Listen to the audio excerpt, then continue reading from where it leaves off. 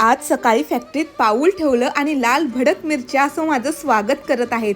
चला पाहूया मॅडम काय करत आहेत. मॅडम इकडे आलेल्या कस्टमरला 10 किलो मसाला चटणीची लिस्ट बनवून देत आहेत. त्यांनी इथूनच मिरच्या खरेदी केलेल्या आहेत आणि यापासून मसाला चटणीची ऑर्डर दिलेली आहे.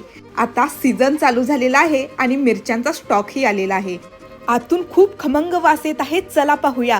तर इथे धने मोठ्या प्रमाणात भाजण्याचं काम चालू आहे आणि सर्व फॅक्टरीत धन्याचा सुगंध पसरलेला आहे.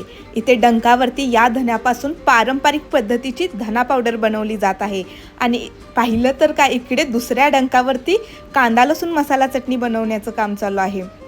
आणि बरं का, तुषार मसालेमध्ये फक्त मसाले नाही तर उन्हाळीचे सर्व पदार्थ उपलब्ध आहेत. शेवया, कुरवड्या, पापड यांसारखे पदार्थ आणि पॅकिंग डिपार्टमेंट तर एकदम जोशात आहे. एका कॅटर्सची मोठी ऑर्डर पॅक केली जात आहे आणि आता ती पॅक केलेली ऑर्डर पुन्हा चेक करून ते प्रॉपर पॅकिंग केलं जात आहे.